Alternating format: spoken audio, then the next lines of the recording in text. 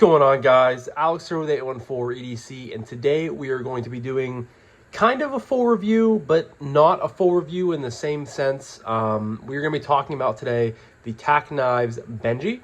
So this is, as you guys can see, a very small, very, unassuming little OTF. Of course, the Benji is in via the Lefty passaround group. And when I say, not a full review, but still kind of review, I'm not going to do my typical, my materials, action, ergos, carry, price point, stuff like that. I've kind of, came to the decision in my mind where I'm not going to include OTFs and fixed blades in that sort of review process like I typically do with all my other folders. I guess in my mind, I view OTFs and fixed blades differently when it comes to things like that. So I just decided, instead of doing the full review, I'm still going to come on and talk about the knife. I've carried this a few times. It's a fantastic little OTF, and I'm going to give you guys my thoughts and opinions on it. But I'm not going to do my full, technical review. Hopefully that makes sense to you guys. But I just wanted to explain a little bit why it's not getting, the scores and things like that. But yeah, guys, this is the Benji, of course, in via the Lefty passaround group. I don't know if I said that or not, but I probably did.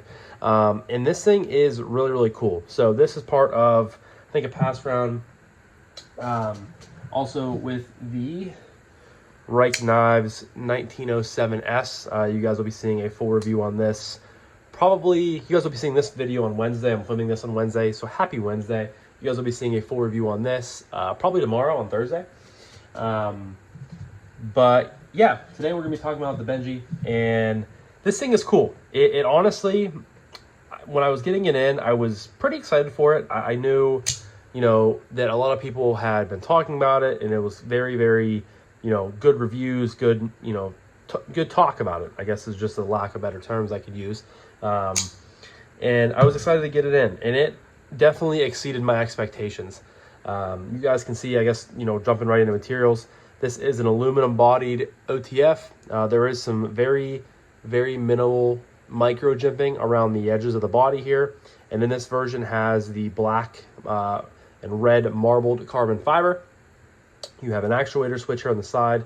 You have a mini loop over style deep carry clip, non-reversible because you have the inlay here of the carbon fiber, but you do have a mini clip. And you have a lanyard loop here on the back. Then you have a drop point style blade here with the holes, very OTF-esque, and this is in D2 steel. Some quick specs for you guys. So a total length when the knife is open is 5.82 inches, so very, very small. You get a handle length or close length of 3.66. You get a blade length just over 2.15, coming in at 2.16 inches. And it weighs a whopping 1.6 ounces. So very, very lightweight, very, very unassuming. And like I said, this thing was very, very impressive to me. So it's called the Benji, named after the guy behind Tacknives. I am blanking on his name right now, but he even says it here on the website, which I will even link to down in the description. All 4 variations of the Benji are currently available, which is pretty cool. We'll touch on those in a second.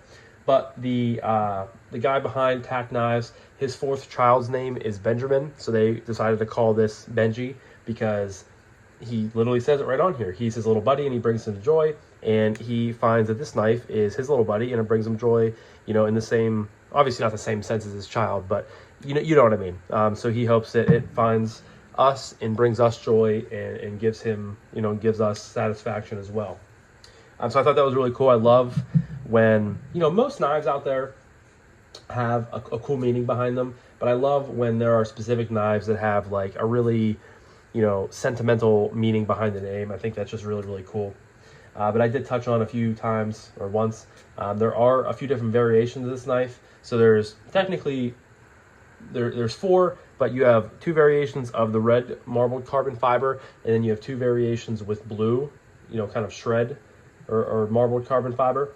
And the differences are, one version you get this drop point, and in the other versions you get a worn clip. I believe the worn clip came out after the drop point. And honestly, if I were to go buy one of these, which I am considering because these things are so cheap and we haven't even gotten to the price yet, But the Wharncliffe looks really, really cool. I'm just kind of a sucker for Wharncliffe knives. But I mean, action. So you have this actuator switch. You guys can see there is some jimping there on the sides. You have step jimping on, you know, obviously coming up both sides. And then you have a little bit of like knurled milling there. And for being a small, you know, I'm just going to say right now, sub $60 knife, OTF to be exact, this thing fires hard.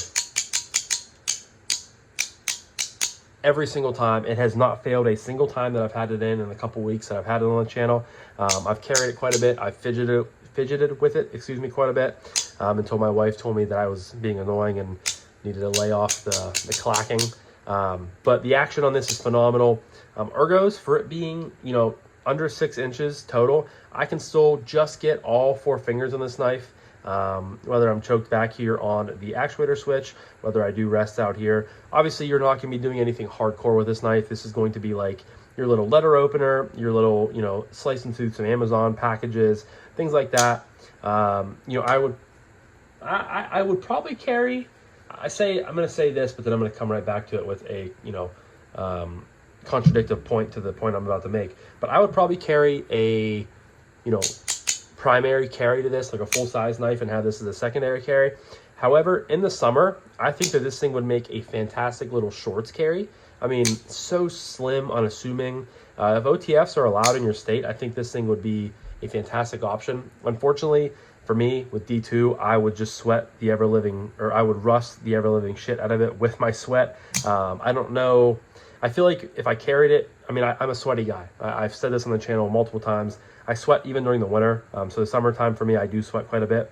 And I would be afraid of moisture getting down in, you know, the body there and just festering. And then when I would open it up, there would be rust everywhere. However, you do have a stone wash that might prevent a little bit of it. But that's the only kind of qualm or downfall to D2 for me. I would have loved to seen like 14C, but D2 is still a good enough steal, especially for this price point. But speaking of the price point, you can get the Tacknives Benji for $59.95. And like I said, all 4 versions are currently in stock. And you can use someone's code.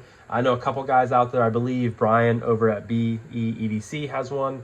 And some other guys in the community that I'm drawing a blank on right now, I believe have Tacknives codes. I think they're 20% off. So, I mean, 20%, you're taking, what's 20% of 16? Like $12.50.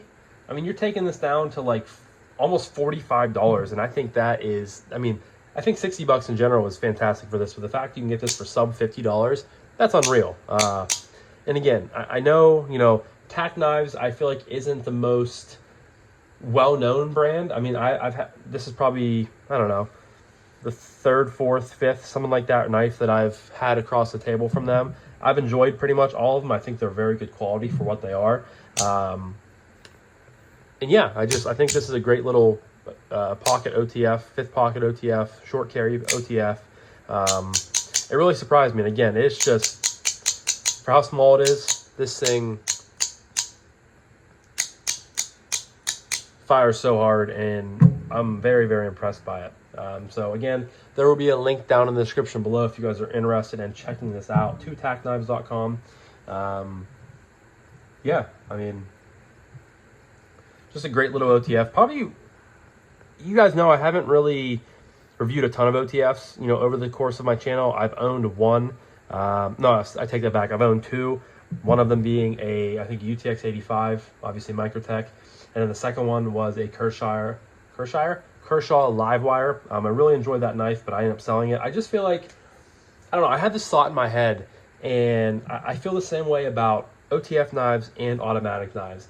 I'm at the point with my collection right now to where I know I'm never going to collect OTFs. I know I'm never going to have like multiples in my collection. I know I'm probably never going to have multiples automatic knives in the collection, because I just, as fun as doing this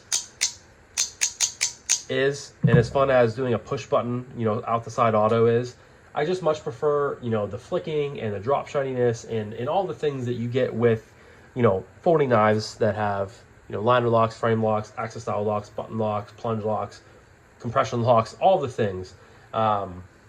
So I think I'm at a point in my collection where I want to get one OTF, and I think I want to get one automatic knife in. Maybe maybe 2 automatic knives, maybe 3, because there's some out there that really interest me, like ProTech, and some of the newer ones that are coming out recently.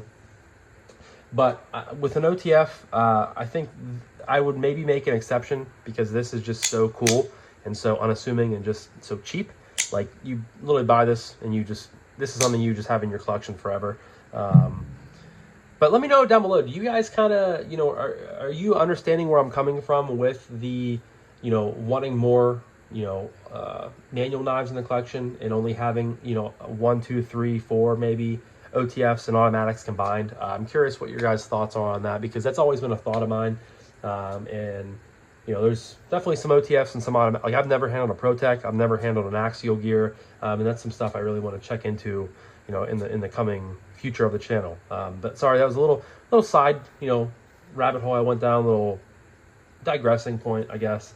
However, getting back into it, Tacknives Benji, link down below. Please go check them out. Let me know also down below, have you guys picked up one of these in your collection?